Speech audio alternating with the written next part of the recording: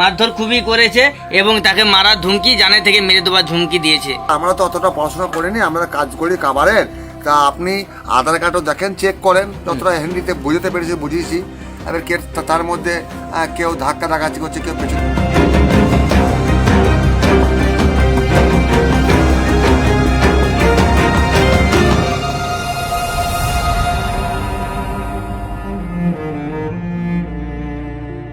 রাজ্যের মুখ্যমন্ত্রী 21শে জুলাই মঞ্চ থেকে সরব হয়েছেন পরিযায়ী শ্রমিক নিয়ে। বিভিন্ন জায়গায় পরিযায়ী শ্রমিকেরা যেভাবে অত্যাচারিত হচ্ছেন সেই বিষয় নিয়ে সরব হয়েছেন। তাহলে কি 26-এর বিধানসভা ভোটের প্রধান অস্ত্র কি পরিযায়ী শ্রমিক? আজকে আমাদের আলোচনার বিষয় পরিযায়ী শ্রমিক, এবং সেই আলোচনায় যারা উপস্থিত রয়েছেন এখানে তাদের বক্তব্য আমরা শুনি। এই অনুষ্ঠানটি নিবেদন করছে সুনিতা ও উপাসনা হাসপাতাল। নমস্কার, আমি বনশ্রী। আজকে আমাদের আলোচনার বিষয় পরিযায়ী শ্রমিক। 21শে জুলাই মঞ্চ থেকে মুখ্যমন্ত্রী বলেছেন যে পরিযায়ী শ্রমিককে উনি সরব হয়েছেন। ঠিক আছে, আমি প্রথমেই যাব, আমাদের স্টুডিওতে আজকে উপস্থিত হয়েছেন বিজেপি ন্যাশনাল কাউন্সিল মেম্বার সন্তোষ মণ্ডল। নমস্কার সন্তোষ বাবু আপনাকে। এবং আমাদের স্টুডিওতে আজকে পরিযায়ী শ্রমিকের যে আলোচনা পর্ব, সেখানে আমাদের উপস্থিত আছেন তৃণমূলপন্থী অধ্যাপক সংগঠন ওয়েব কোপার জেলা সাধারণ সম্পাদক অধ্যাপক প্রিয়ঙ্কা দাস মহাশয়, নমস্কার আপনাকে। এবং সিপিএম জেলা সম্পাদক মন্ডলীর সদস্য জামাল হোসেন মহাশয়, আপনাকে অনেক স্বাগত আপনাদেরকে আমাদের এই আলোচনায়। আমরা পরিযায়ী শ্রমিকের যে আলোচনা, তার প্রথমে আমি যাব সন্তোষ বাবু আপনার কাছে, যে রাজ্যের মুখ্যমন্ত্রী 21শে জুলাই সভা থেকে পরিযায়ী শ্রমিককে সরব হয়েছেন, এবং এই রাজ্যের রাজনীতি যেটা রয়েছে সেখানে চর্চার বিষয়বস্তুই কিন্তু পরিযায়ী শ্রমিক।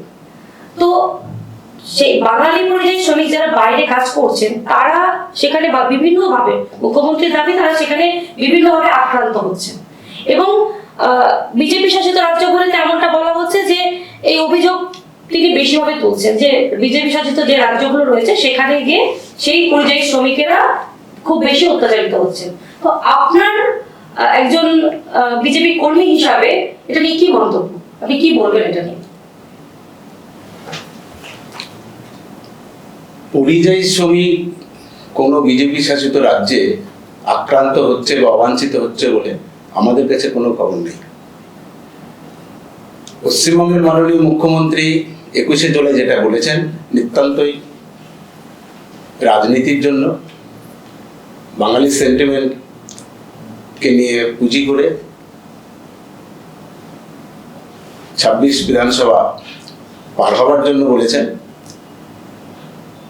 এটা নিতান্তই এবং খুব নিম্নমানের একটা রাজনৈতিক চক্রান্ত। বিজেপি শাসিত এটা তো নিম্নমানের চক্রান্ত হয়ে রাজনৈতিক চর্চা 21শে জুলাই সভা থেকে বলছেন।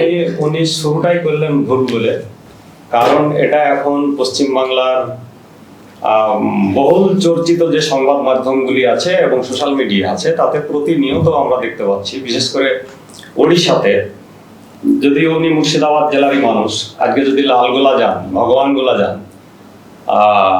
সেখান থেকে মানে প্রতিনিয়ত তাদেরকে আটকে রাখা হচ্ছে এবং কিছু কিছু ক্ষেত্রে লোকাল থানা মানে পরিবারকে নিয়ে গিয়ে সেখানে তাদের ডকুমেন্টস শো করিয়ে আবার সেই থানাতে ওড়িশার মাধ্যমে তাদেরকে ফিরিয়ে আনা হচ্ছে। এবং এই যে ফিরিয়ে আনা হচ্ছে, এই আক্রমণের জন্য দায়ী কিন্তু বিজেপি আক্রমণ করছে, এটা ঠিক, কিন্তু আক্রমণের জন্য দায়ী হচ্ছে তৃণমূল কংগ্রেস। নিশ্চয়ই আপনার মনে থাকবে যে যখন জাফরাবাদের ঘটনাটা ঘটে তখন আমাদের এই মুর্শিদাবাদ কেন্দ্রের সাংসদ মাননীয় আওতাহের খান তিনি বলেছিলেন যে পরিযায়ী শ্রমিক যারা এখান থেকে বাইরে যায় তারা মাঝে মধ্যেই ফিরে এসে এই ধরনের ঘটনা ঘটিয়ে চলে যায়। তো তাহলে এটা তো বিজেপিকে অস্ত্রটা তুলে দিলেন উনি, যে এবার পরিযায়ী শ্রমিক যারা থাকবে তাদেরকে তোমরা পেটাও। তো সেই কাজটাই আজকে বিজেপি করছে। আসলে বিজেপি এবং তৃণমূল কংগ্রেস আলাদা কোনো এজেন্ডা পালন করছে না, একই এজেন্ডা তারা পালন করছে। আপনি বলতে চাইছেন তৃণমূল এবং বিজেপি পরিযায়ী শ্রমিক নিয়ে যে কথাটা যেভাবে যারা সরব হচ্ছে তারা একইভাবেই আপনার একই দিকে একই পথেই হাঁটছেন বলে অবশ্যই, মনে করছেন। কি বলবেন প্রিয়ঙ্কা বাবু? আমার দুই দিকে দুই দলের প্রতিনিধি বসে রয়েছেন। আমি প্রথমে বিজেপি প্রতিনিধির কথা দিয়ে শুরু করব। যে কথাটা উনি বললেন যে বিজেপি শাসিত রাজ্যগুলোতে কোথাও পরিযায়ী শ্রমিকদের উপর নিপীড়ন অত্যাচার এগুলো হচ্ছে না। আমি সংবাদ মাধ্যমে তো আমরা দেখতেই পেয়েছি, সেটা তো আজকে জনসমক্ষে প্রকাশিত। উনি যে সেই বিষয়টাকে কেন অস্বীকার করলেন, এটাই আমার একজন সচেতন নাগরিক হিসেবে এই জায়গাটাতে আমার প্রশ্ন যাচ্ছে। আমরা জানতে পেরেছি 444 জন ওড়িশাতে বসবাসকারী বাঙালি পরিযায়ী শ্রমিককে সেখানে ইললিগালি ডিটেনশন করা হয়েছিল। এ তথ্য আমাদের সকলের কাছে জানা, প্রত্যেকটা মানুষের কাছে জানা, প্রত্যেকটা বাঙালির কাছে এটা অত্যন্ত হতাশার বিষয়, অত্যন্ত লজ্জার একটা বিষয়।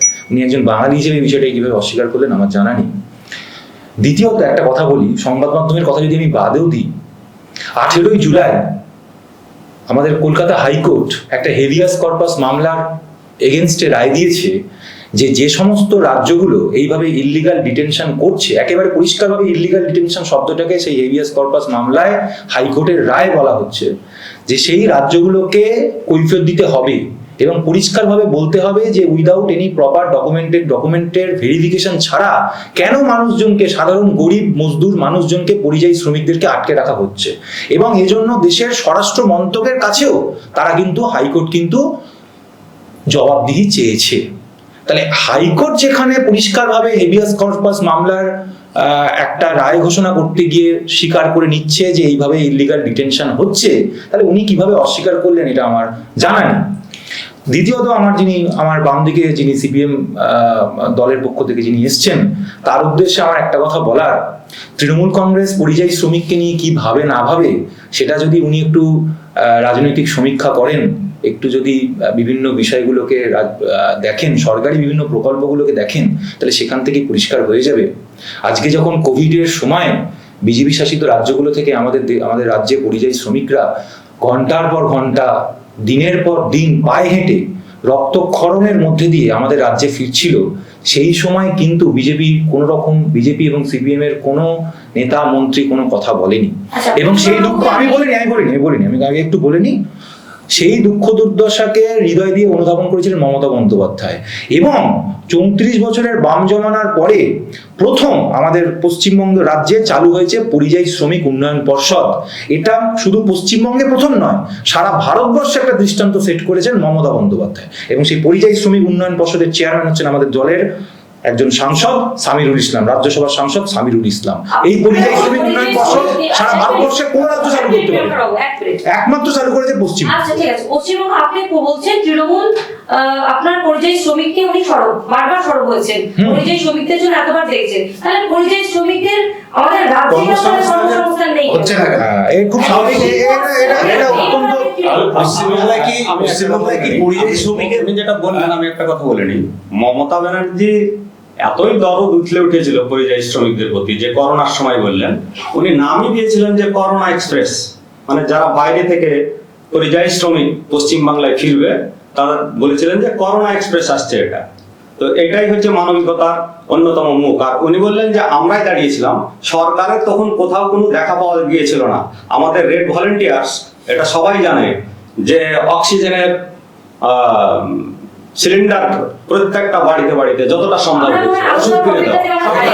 আমাদের টপিকটা ছিল যে পরিযায়ী শ্রমিক এই মুহূর্তে দাঁড়িয়ে বিভিন্ন জায়গায় তারা অত্যাচারিত হচ্ছে। আমি যে ডিস্ট্রিক্টে বসবাস করি সেটা মুর্শিদাবাদ ডিস্ট্রিক্ট। আমার মনে হয় পশ্চিমবাংলার সমস্ত ডিস্ট্রিক্টের থেকে মুর্শিদাবাদ ডিস্ট্রিক্ট থেকে সবচাইতে বেশি পরিযায়ী শ্রমিক ভারতবর্ষের বিভিন্ন প্রভিন্সে কাজ করছে। সেটা অবশ্যই, কিন্তু প্র্যাকটিক্যালি আমি আজ অব্দি কোনো শ্রমিকের মুখে শুনিনি বা কোনো শ্রমিক পরিবারের কাছ থেকে আমার কাছে কোনো অভিযোগ আসেনি যে আমরা বিজেপি শাসিত ভারতবর্ষের বিভিন্ন রাজ্যে আক্রান্ত বা অবাঞ্ছিত, লাঞ্ছিত হচ্ছে।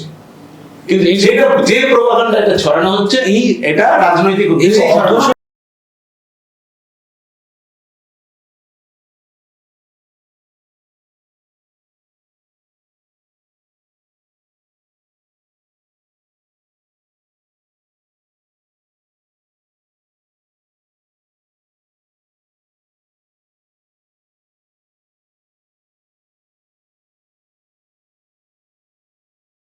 আপনার কথাগুলো আমি প্রশ্ন করবো আপনাকে, এই জেলায় 3 পরিযায়ী শ্রমিককে বাংলাদেশি বলে পাঠিয়ে দিয়েছিল বিএসএফ, একেবারে এবং পরে সামাজিক মাধ্যমে সেই ঘটনা দেখার পর কিন্তু তাকে ফিরিয়ে নিয়ে আসা হয়েছে। এবং মুসলিম নাম শুনলেই কি আপনার বাংলাদেশি তকমা বলে তাকে বাঙালিকে তকমা বাংলাদেশি তকমা বাংলাদেশি এবং বাংলা এইটারই একটা সেন্টিমেন্ট খেলা হচ্ছে রাজনীতি। টিএমসি এবং অবিজেপি রাজনৈতিক দলগুলো, বিশেষ করে বাংলার যে বাংলাভাষী, বাংলাদেশে যারা বসবাস করে তারা প্রত্যেকেই বাংলাভাষী। এমনকি ভারতবর্ষের যে পশ্চিমবঙ্গ রাজ্যে আমি বসবাস করি, এই রাজ্যের প্রত্যেকেই আমরা বাঙালি। তাহলে বাংলাদেশি মানুষের এবং আমার পশ্চিমবঙ্গের মানুষের অভিন্ন ভাষা, মাতৃভাষা বাংলা। এবার আমাদের রাজনৈতিক দল, আমরা যে স্ট্যান্ড আছে আমাদের দলের, আমাদের ফার্স্ট প্রায়োরিটি হচ্ছে রাষ্ট্রের নিরাপত্তা, রাষ্ট্রের সুরক্ষা। আমরা যে কোনো মূল্যে রাষ্ট্রের স্বার্থ বিঘ্নিত হওয়া থেকে রাষ্ট্রকে সুরক্ষা দেব, এটা সংবিধান হচ্ছে সংবিধান এবার আমি বলি, এবার আমাদের দেশে কমপক্ষে 2 কোটি অনুপ্রবেশকারী আছে, বাংলাদেশে অনুপ্রবেশকারী আছে, অবৈধ অনুপ্রবেশকারী। হ্যাঁ, মুসলিম মানে অনুপ্রবেশকারী এবং হিন্দু উদ্বাস্তু যারা ধর্মীয় কারণে বাংলাদেশ থেকে অবাঞ্ছিত নিপীড়িত হচ্ছে, তারা উদ্বাস্তু। পরিযায়ী শ্রমিকদের ধর্ম বলতে এবার মুসলিম মানে কি বলেন, বাংলাদেশ থেকে আমার প্রতিবেশী একজন, আমার এই দাদা আমার প্রতিবেশী, আমার ভাতৃসম, আমার সে বাঙালি, আমার প্রতিবেশী, সেটা নয়। বাংলাদেশ থেকে যারা অবৈধভাবে ভারতবর্ষে ঢুকছে তারা অনুপ্রবেশকারী, রাষ্ট্র তাদেরকে অনুপ্রবেশকারী হিসাবে দেখবে, এবং অনুপ্রবেশকারী যদি হয় আমাদের কর্তব্য আছে তাদেরকে আমাদের দেশ থেকে পরে এসছে এই জেলায় বসবাস করে। আপনারা মুর্শিদাবাদ জেলাতে আছেন, আপনারা 3 জনই মুর্শিদাবাদের একজন যথেষ্ট ভালো পোস্টে আপনারা রয়েছেন, তৃণমূলের একজন ভালো পোস্টে রয়েছেন, আপনারা বামেদের ভালো পোস্টে রয়েছেন, আপনি বিজেপির পোস্টে রয়েছেন। এমনকি এই জায়গায় দাঁড়িয়ে এই রাজ্যে ভারতবর্ষের একজনও মাইনরিটি আমাদের দলের দ্বারা আক্রান্ত হবে না।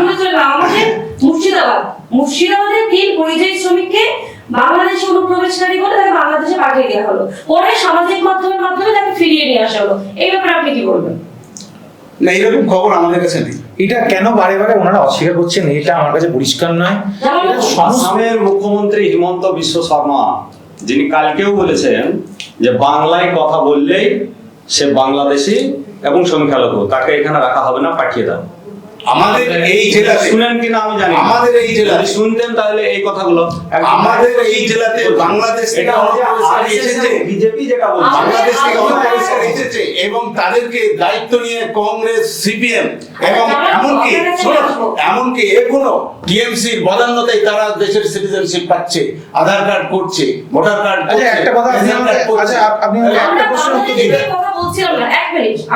এবার কোন বাংলাদেশি অনুপ্রবেশকারীকে যদি কোথাও তাকে আমরা বাংলাদেশি নিয়ে কথা বলছি, আমরা বলছিলাম পরিযায়ী শ্রমিক নিয়ে।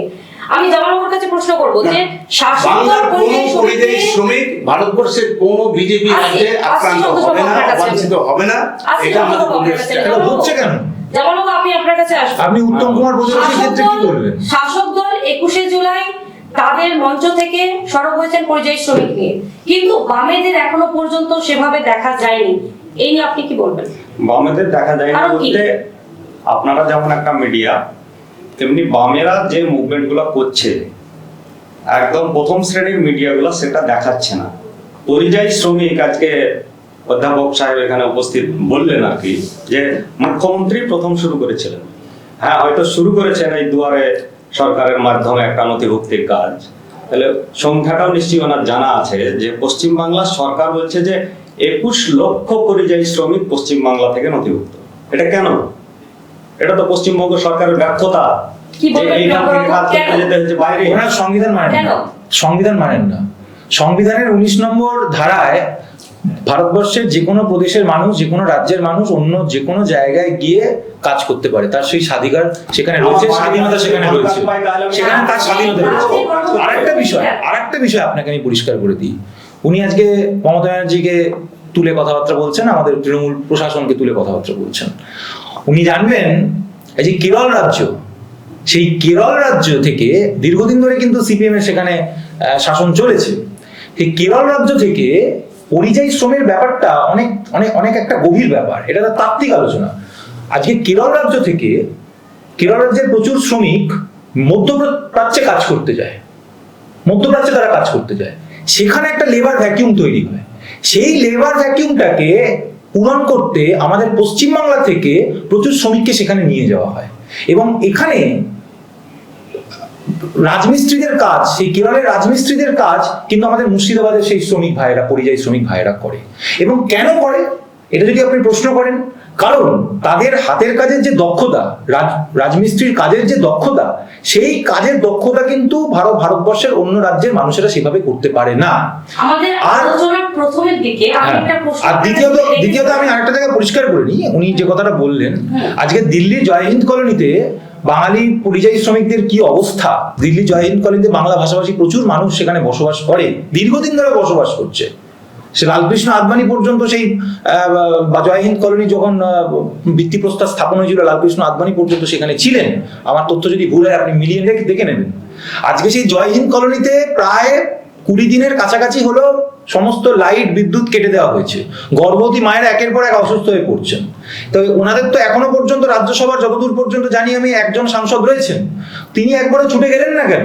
আপনি খবর নিয়ে দেখবেন আমাদের তৃণমূল কংগ্রেসের রাজ্যসভার 4 জন সাংসদের প্রতিনিধি দল জয়হিন্দ কলোনিতে দীর্ঘদিন ধরে ছিলেন এবং সেখানকার মানুষের কি সুযোগ সুবিধা, কি কি অসুবিধা আছে সেগুলোকে বোঝার জন্য বারে বারে চেষ্টা করছেন।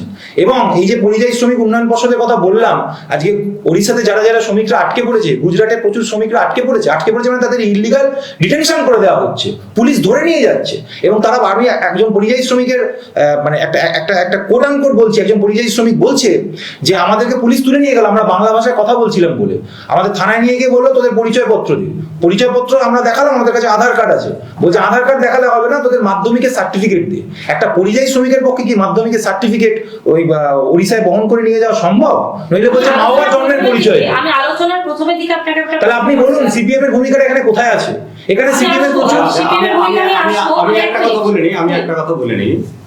উনি বললেন যে কেরালার একটা বেশিরভাগ অংশের যারা কাজ চায় তারা মধ্যপ্রাচ্যে চলে যায়, আর সেটাকে পূরণ করার জন্য আমাদের এখানে যারা পরিযায়ী মানে কাজ করে লেবার, তারা মহা আনন্দে কেরালাতে চলে যায়।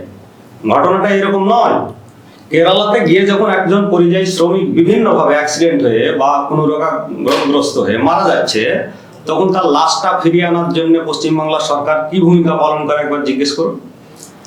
বিজেপি সরকার, কেন্দ্রের সরকার, তাদেরও দায়িত্ব আছে। ভারতবর্ষের যে কোনো জায়গায় যখন আমরা যেতে পারি, তাদের সরকার কি দায়িত্ব ভূমিকা পালন করে?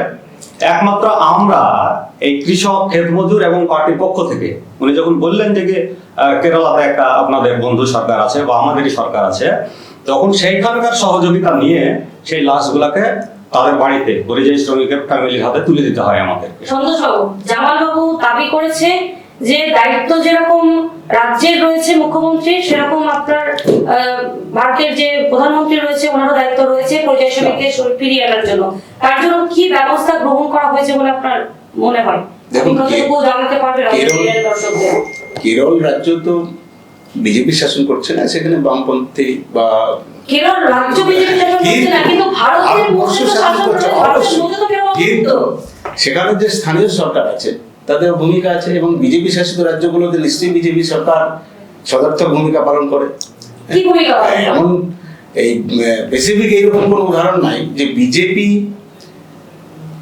শ্রমিকদের সঙ্গে অপব্যবহার করছে বা তাদেরকে অবাঞ্ছিত করে রাখছে, আক্রান্ত হওয়ার পর তারা যে এটা প্রথম থেকে আপনি কথাটা ঠিক বলছেন না। এটা গোটা ভারতবর্ষের মানুষ আজকে জানছে, এবং যারা ভুক্তভোগী, আমি এখানে মানে বলতে পারি আপনাকে যে আপনি আমার সঙ্গে যদি কালকেই বের হন, তাহলে আমি একদম তাদের বাড়িতে নিয়ে গিয়ে বলতে পারি যে তারা বিজেপি শাসিত রাজ্যে, আসামে, ওড়িশায় কিভাবে তারা আক্রান্ত হচ্ছে এবং সেখান থেকে পালিয়ে আসতে বাধ্য হচ্ছে। এটা একদম নতুন নয়। মানে ওড়িশাতে সরকার পরিবর্তনের যদি হয় সেখান থেকে যদি বাস্তব হয়, তাহলে মুর্শিদাবাদে পরিযায়ী শ্রমিক যদি ফেরত আসে, মানে জনজোয়ার তৈরি হয়ে যাবে।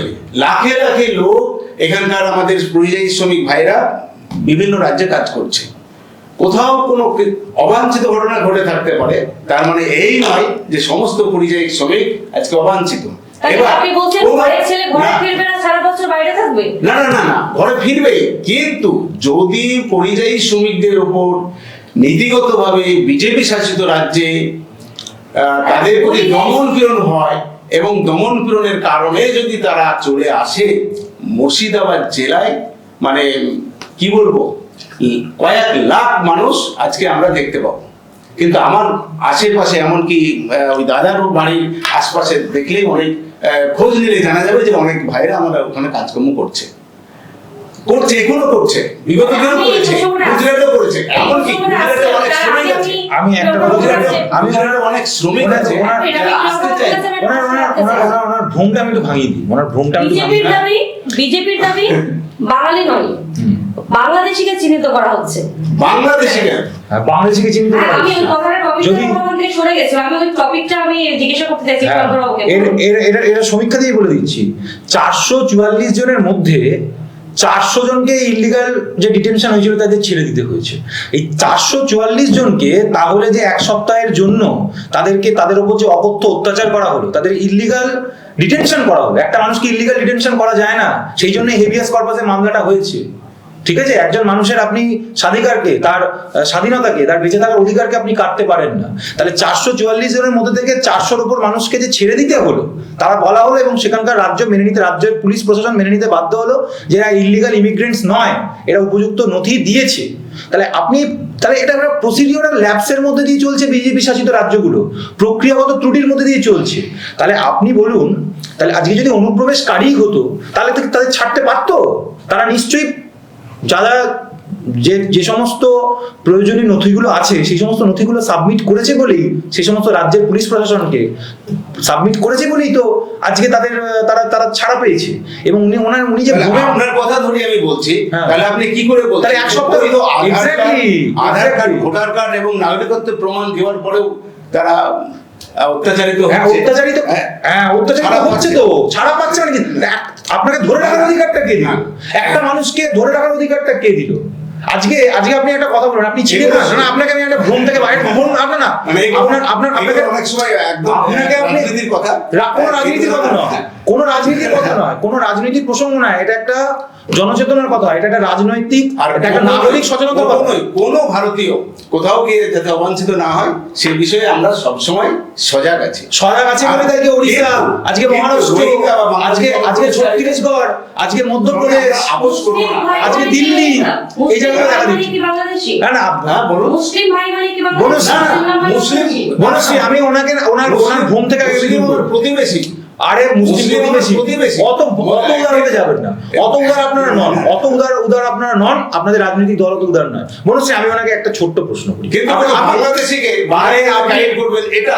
আরে শুনুন না, কোন রোহিঙ্গা, আবার রোহিঙ্গা করেন খালি, আমাদের আর কোন পরিযায়ী শ্রমিক, আমি প্রথমে বলেছি কোন পরিযায়ী শ্রমিক, এক মিনিট সন্তোষ বাবু, আমরা পরিযায়ী শ্রমিকে ছিলাম, আমরা বাংলাদেশে না, আমরা বাঙালি পরিযায়ী শ্রমিকের আলোচনায় ছিলাম। বারবার মনে হচ্ছে আমি সেই জায়গায় চলে আসি। ধোয়া তুলে পরিযায়ী বাঙালির ধোয়া তুলে বা পরিযায়ী শ্রমিকের সেন্টিমেন্ট দিয়ে কখনোই বাংলাদেশি এবং রোহিঙ্গাদের ওনার যে ভোটগুলো তোলা হয়েছে ভারতবর্ষে মানে অবৈধভাবে বাংলাদেশি এবং অনুপ্রবেশকারীদের, সেই ভোটগুলো পাওয়ার জন্য এটা একটা নিম্ন দোষটা কোথায়? না, পরিযায়ী শ্রমিকদের কোনো দোষ নাই। সারা ভারতবর্ষে যাবে, তারা সারা ভারতবর্ষে রুজি রোজগারের জন্য কাজ করবে, জীবন জীবিকার জন্য কাজ করবে। এটা ভারতবর্ষের যে আমাদের রোহিঙ্গাটা কি আকাশ থেকে হতে গেলে, ভারতীয় হতে গেলে আমার কোন আইডেন্টিটি কার্ডটা দেখাতে হবে? Aadhaar card, voter card, bank account, অন্যান্য, সেটা তো পরিষ্কার নয়। ভারতীয় হতে গেলে আমাকে কোনটা দেখাতে হবে? তাহলে সে বুঝবে একজন অন্য রাজ্যের প্রশাসন বা অন্য রাজ্যের। মোদ্দা কথা হচ্ছে যে এইটা আমার ভারতীয়ত্বের কোনো সংজ্ঞা কেউ দিতে পারছে না। ভারতীয়ত্বের সংজ্ঞা একমাত্র নির্ধারণ করে দেবে বিজেপি। বিজেপি যেটা বলবে যে ভারতীয়ত্ব মানে হচ্ছে সেটাই হচ্ছে বিজেপি। ভারতীয় সংবিধানের কোনো মূল্য নেই, কোনো মূল্য নেই। অনুযায়ী শুনুন না, আপনাকে আমি একটা ছোট প্রশ্ন করছি, একটা ছোট্ট প্রশ্ন, আপনি চিড়ে খান? চিড়ে খান তো, হ্যাঁ কি না খান তো? আমি খাই, আপনি খান, হ্যাঁ, চিড়ে খাও। বলছি তুমি খাও তো, চিড়ে আমরা সবাই খাই, খাও তো, সবাই খাই আমরা খাও। চিড়ে। 2020 সালে কৈলাস বিজয়বর্গীর বাড়িতে একদল রাজমিস্ত্রি, আমাদের বাঙালি ভাই একদল রাজমিস্ত্রি কাজ করছিল, তারা বাংলা ভাষায় কথা বলছিল আর তারা চিড়ে খাচ্ছিল।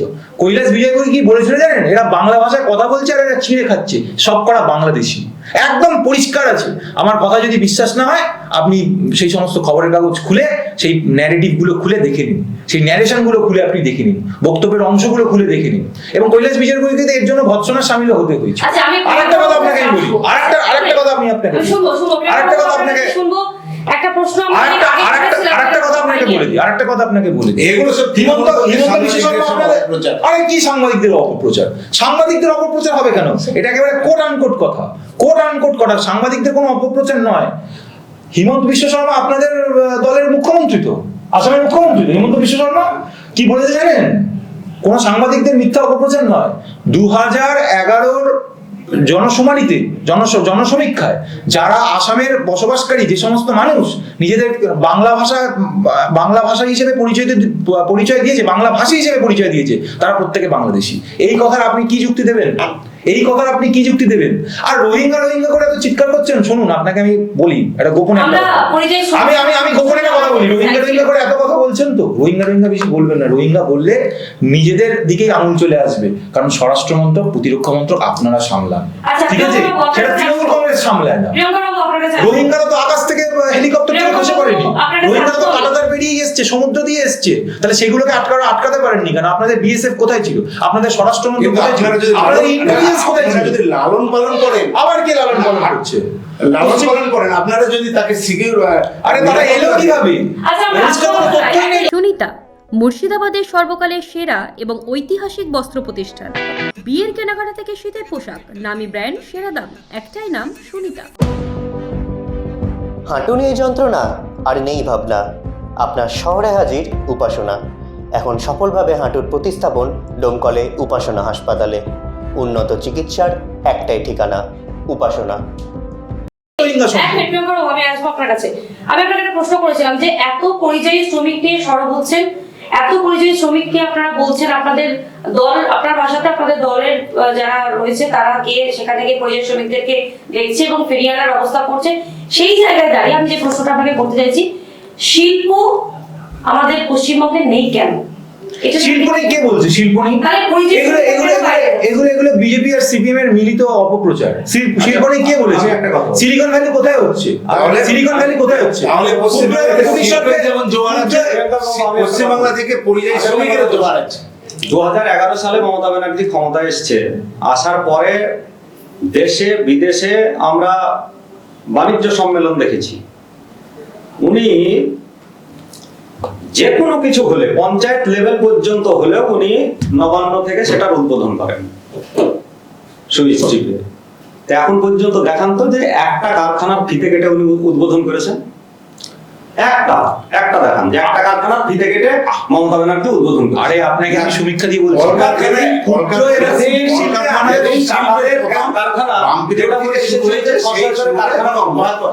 কারখানা আজকে হয়েছে 400 একর জমি ফিরিয়ে দেবো, সেখানে 400 একর জমি ফিরিয়ে দিতে পেরেছে। আরে জামালবাবু, একটা সেফটি পিনের কারখানা পর্যন্ত উদ্বোধন করতে পারে। আপনাকে আমি আর যে পরিযায়ী শ্রমিক, আমি সেখানে ফিরে আসছি।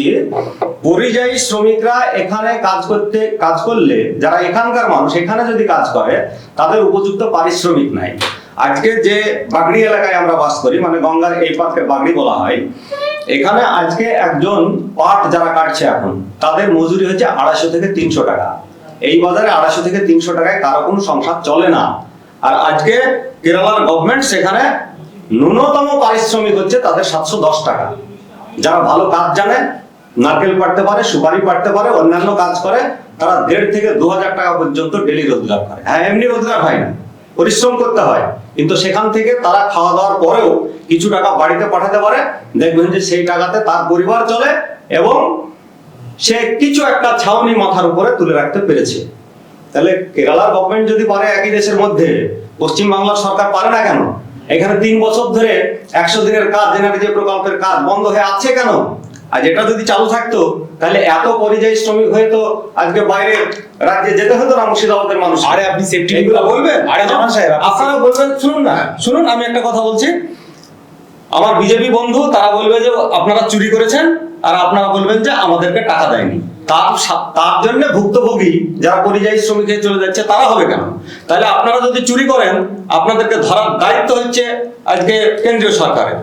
আর আপনারা যদি সঠিক টাকা পেয়ে থাকেন তাহলে আজ পর্যন্ত সমস্ত কিছুতে আপনারা হাইকোর্ট সুপ্রিম কোর্টে মামলা করছেন, ন্যায্য টাকার জন্য একবার আপনারা একটা মামলা করছেন না কেন? যে টাকা আমি পাওয়া যাবে আমি আমাদেরকে আপনার কথা ধরে যদি আমি প্রশ্ন করি, আপনি বললেন একজন চুরি করছে আর একজন চোর হচ্ছে, এরকম আপনি একটা মন্তব্য এখানে দিলেন। আমি একটা আপনার কথা বলি, যদি আমি ধরে নিলাম তৃণমূল বিজেপি কিছুই করছে না, বাম কি করছে? বামেরা আমরা বলছি আমাদের বলা ছাড়া হাইকোর্ট রায় দিয়েছে, হাইকোর্ট রায় দিয়েছে যে 1 আগস্ট থেকে এনআরজি প্রকল্পের কাজ শুরু করতে হবে। পারবেন উনি শুরু করতে? আজকে বলুন দেখি, দাঁড়িয়ে এখানে বলুন যে হ্যাঁ 1 আগস্ট থেকে হাইকোর্ট রায় দিয়েছে আমরা এনআরজি প্রকল্পের কাজ শুরু করব। এনআরজি প্রকল্পের কাজ যদি শুরু হয় তাহলে অনেক পরিযায়ী শ্রমিক দেখবেন যে এখানে চলে আসবে। আমাদের ডিমান্ড, আমরা ডিমান্ড করছি যে 100 দিনে ওটা চালু ছিল, ওটা 200 দিন করতে হবে, 600 টাকা মজুরি দিন, তারপরে কাজটা চলবে। কিন্তু আদ্যপান্ত আপনারাও জানেন যে এই 2011 থেকে 2023 পর্যন্ত সমস্ত টাকাটা আপনারা ঘরে বসে মাস্টার রোল তৈরি করে আপনাদের নেতাদেরকে খাইয়েছেন। তার জন্য বলছেন যে পাওনা আছে, বিজেপি মিথ্যে বলছে তা বলছি না, কিন্তু ওরা যে জায়গাটায় আপনারা একই জিনিস করছেন সেটা হচ্ছে যে আপনারা বলবেন টাকা দাও আর ওরা বলবে যে চুরি করেছেন, কিন্তু চোরও ধরবেন না, টাকাও দিচ্ছে না। এই হচ্ছে একই সঙ্গে মানে বাইনারি রাজনীতি যেটা আমরা বলি সেটা কথা ধরে আমি প্রথমে যাব সন্তোষ বাবুর কাছে। না, আমি তো যে দিলাম না। আপনাদের উপর এনেছে তার পরিপ্রেক্ষিতে আপনি কি বলবেন? আমি প্রিয়ঙ্কাবাবুকে আমি সুযোগ দেবো বলার। আমি আরে আমাকে তো উত্তরটা দেওয়া হলো না আমার। না, আমাদের সরকার তো বলছে হিসাব দিন টাকা দিন। হিসাব দিন টাকা দিন, এটা তো সিম্পল কথা হলো। তা আপনি যে আপনারা যে বলছেন চুরি করেছে, তো চোরটা ধরবে কে? প্রিয়ঙ্কাবাবু, আপনি সিপিএম ধরবে? প্রিয়ঙ্কাবাবু, আরে আপনি উনি বলবেন। সেফটি কারখানার কথা বললেন, সমীক্ষা দেখতে হবে। সমীক্ষা দেখাচ্ছে, এটা আমাদের করা সমীক্ষা না, এটা কেন্দ্রীয় সরকারের রিপোর্ট। সমীক্ষায় বলছে সারা ভারতবর্ষে ক্ষুদ্র এবং কুটির শিল্পে পশ্চিমবঙ্গের স্থান 2য়। তাহলে কি বলবেন? শিল্প নেই, শিল্প নেই, এটা মিথ, ওটা অতিকথন, ওটা কোনো বাস্তব ভিত্তি নেই। আরে কিভাবে, মানে সমীক্ষা বলছে, আরে সমীক্ষা আমি বলছি না, সমীক্ষা সেটা এটা আপনি বলছেন না। আরে আমরা দেখতে পাবো না যে মমতা ব্যানার্জি এই কারখানাটা উদ্বোধন করলেন। শিল্প আমরা দেখতে বাণিজ্যের পাবো ক্ষেত্রে না? বাংলা চিরাচরিত ভাবে তো ভারতবর্ষের মধ্যে এগিয়ে থাকা একটা প্রদেশ। আরে কিন্তু তার পতনটা বাম আমল থেকেই শুরুটা। শিল্পের ধারণাটা অনেক এবং বৃহৎ, সেই শুরুটা এখনো শিল্পের ধারণাটা অনেক বৃহৎ। শিল্প মানে শুধুমাত্র কলকারখানা ধোঁয়া নয়, শিল্পের ধারণাটা বৃহৎ, বহু ধরনের বহুমুখী, বহুমুখী শিল্পের বিষয় রয়েছে। শিল্পের ধারণাটা অত্যন্ত বৃহৎ। শিল্পকে আপনারা ডিফাইন করে দিতে পারেন না যে এটাই শিল্প, সিপিএম নির্ধারণ করে দেবে না যে এটাই শিল্প, এই শিল্পই করতে হবে। শিল্পের অনেক রকম ডাইমেনশন রয়েছে। ক্ষুদ্র এবং কুটির শিল্পে সারা ভারতবর্ষে 2য় স্থান করছে পশ্চিমবঙ্গ রাজ্য। হেভি শিল্প এবং আপনাকে আমি বলি, কুটির শিল্পের জন্য সারা বিশ্ব ঘুরে এবং আপনাকে আমি বলি, আচ্ছা, এই যে দীর্ঘদিন ধরে যে 100 দিনের কাজের উত্তরটা আমি দিয়ে দিই। দীর্ঘদিনে যে 100 দিনের কাজের টাকা বন্ধ আছে, বাংলার আবাস যোজনার টাকা বন্ধ রয়েছে, নদীবাঁধ প্রকল্পের টাকা বন্ধ রয়েছে, যেগুলো কেন্দ্রীয় সরকার আমাদের ইচ্ছাকৃতভাবে আমাদেরকে বঞ্চনার শিকার করে রেখেছে, আমাদের পশ্চিমবাংলার মানুষ বঞ্চিত হচ্ছে। তার জন্য আপনাদের একটাও সিপিএম এর ছোট মাঝারি বড় নেতা দিল্লিতে গিয়ে ধর্ণা দিয়েছেন? ধর্ণা দিয়েছে আমাদের অভিষেক বন্দ্যোপাধ্যায়, ধর্ণা দিয়েছে আমাদের অভিষেক বন্দ্যোপাধ্যায়। শুধু ধর্ণা দেওয়া নয়, 100 দিনের কাজ ধর্ণা দেওয়া নয়, 100 দিনের কাজ চালু করার জন্য শুধু ধর্ণা দেওয়া নয়, যে তৃণমূল কংগ্রেস বাদে অন্যান্য সমস্ত গণফ্রন্ট ক্ষেত মজুরের মামলা করেছিল। তার মধ্যে আছে সারা ভারত ক্ষেত মজুর ইউনিয়ন, তার সভাপতি তুষার ঘোষ। আবার করেছেন আবাস যোজনার টাকা, বাংলার বাড়ির টাকা মুখ্যমন্ত্রী বাংলার ঘর থেকেই দিচ্ছে। ঠিক আছে, উনি কিছু বলতে আসবেন না, আবাস যোজনার টাকা মুখ্যমন্ত্রী বাংলার ঘর থেকে দিচ্ছে। এবং 50 দিনের কাজের নিশ্চয়তা দান করেছে মমতা বন্দ্যোপাধ্যায়। করতে পারেনি। আপনারা বিজেপির এত ভালো বন্ধু যে সেটা পশ্চিম বাংলায় করে দেখিয়েছেন যে 3 বছরে আমরা 100 দিনের কাজকে এই দেখো বন্ধ করে রেখেছি। আর আপনারা বিজেপির এত বড় প্রতিপক্ষ বলে বিজেপিকে কোনদিন আক্রমণ করেন না। বাংলার আবাস যোজনার জন্য বিজেপিকে আক্রমণ করেন মহাশূন্যে চলে গেছে। আবাস যোজনা 21শে জুলাইয়ের মঞ্চে দাঁড়িয়ে মমতা ব্যানার্জিকে এখনো কেন মহাশূন্যে যাওয়া সিপিএম কে আক্রমণ করতে হয়? সিপিএম তো নাই, বিলীন হয়ে গেছে। তো অবশ্যই কেন করতে হবে? আমি যে জিনিস নাই সেই জিনিস আমাদের কেন করতে হাতে হবে? সময় খুব সীমিত। আমি শেষ প্রশ্ন আমি তিনটে দলের কাছে রাখতে বামপন্থী আমি জামালবাবুর কাছে প্রথম যাব। 2026 বিধানসভার ভোট, পরিযায়ী শ্রমিককে নিয়ে কি রাজনীতি হচ্ছে বলে আপনি মনে করছেন? পরিযায়ী শ্রমিক নিয়ে পরিষ্কার একটা কথা, এটা আমাদের একদম আমি পরিষ্কার বলছি যে পরিযায়ী শ্রমিক তৈরি করেছে তৃণমূল কংগ্রেস এই রাজ্যে 2011-তে ক্ষমতায় আসার পর থেকে। তার আগে যে ছিল না আমি সেটা বলবো না, কিন্তু পরিমাণে অল্প। কিন্তু এখানে যখন বাংলায় কোনো কাজ নাই তখন পরিযায়ী শ্রমিক হয়ে তারা চলে গেছে।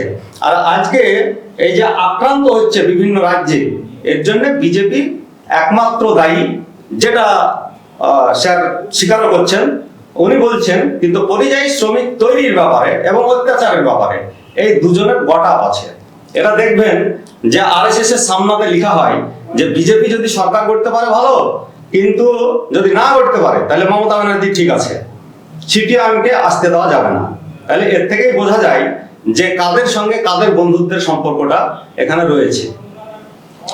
প্রিয়ঙ্করবাবু, একই প্রশ্ন আমি আপনার কাছেও করব। 2011 সালের আগে কি পরিযায়ী শ্রমিক ছিল না? সব পরিযায়ী শ্রমিক তৈরি হয়েছে 2011 সালের পরে, হালে ছিল না। আর ইন্টারস্টেট মাইগ্রেশনের যে সার্ভে রিপোর্ট দেখেন, তাতে দেখতে পারবেন বিভিন্ন রাজ্য থেকে বিভিন্ন রাজ্যে পরিযায়ী শ্রমিকরা যারা যায় সেই হারে পশ্চিমবঙ্গের স্থান অনেক নিচের দিকে রয়েছে। আজকে যদি বিহার থেকে দিল্লিতে পরিযায়ী শ্রমিক আপনারা দেখেন, পরিযায়ী শ্রমিকের হার দেখেন, সে হার অনেক বেশি। ছত্তিশগড় থেকে দিল্লির বুকে দেখেন, তার হার অনেক বেশি। আমি একটা জায়গার নাম করে বলে দেবো যে জায়গাগুলোতে বিহার, মধ্যপ্রদেশ, উত্তরপ্রদেশ থেকে আসা শ্রমিকদের পরিমাণ, পরিযায়ী শ্রমিকদের পরিমাণ অনেক বেশি। ঠিক আছে, সুতরাং পরিযায়ী শ্রমিক তাহলে বিজেপি আর তৃণমূলকে দিতে হয় যে কেন এত পরিযায়ী শ্রমিক? আরে আমরা তো চাই, কেউ চাই না। শুনুন, এবার আমি কখনো চাইবো না যে আমার স্ত্রী, পুত্র, কন্যা, সন্তান, বাপ মা সবাইকে ছেড়ে দিয়ে সেই প্রশ্ন আপনাদের করতে হবে, সেই প্রশ্ন আপনাদের করতে হবে। আন্তর্জাতিক পরিযায়ী শ্রমিকের যদি তথ্য ধরা হয়, তাহলে সেখানে কেরল থেকে মধ্যপ্রাচ্যে যাওয়ার সংখ্যা সব থেকে বেশি।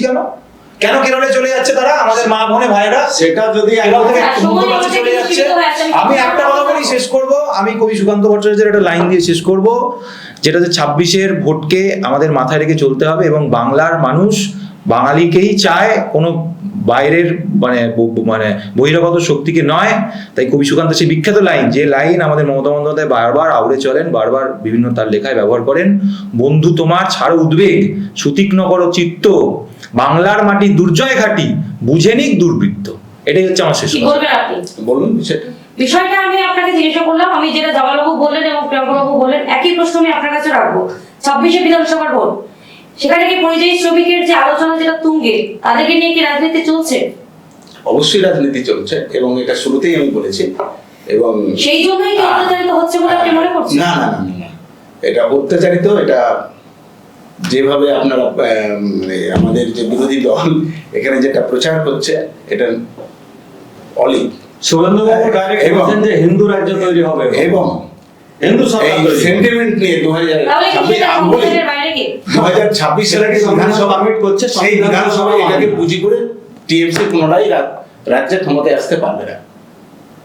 এই আবেগ কোনোভাবে আর কাজে লাগবে না, এটাকে শেষ অবলম্বন। আমি শেষ একটা কথা বলতে চাই, আর শিল্প তৃণমূল বাংলায় সিপিএম এর সময় থেকে তৃণমূল এবং বিজেপি 2021 সালে যে বাইনারিটা খেলেছিল, যে বাইনারিটা খেলেছিল ভুল পথে, সেটাকে এই ভোটার আরে কলকারখানাতে ধ্বংস বামেদের সময় শুরু হয়েছে, সেই শুরু মানে ধ্বংসটা এখনো অব্যাহত আছে।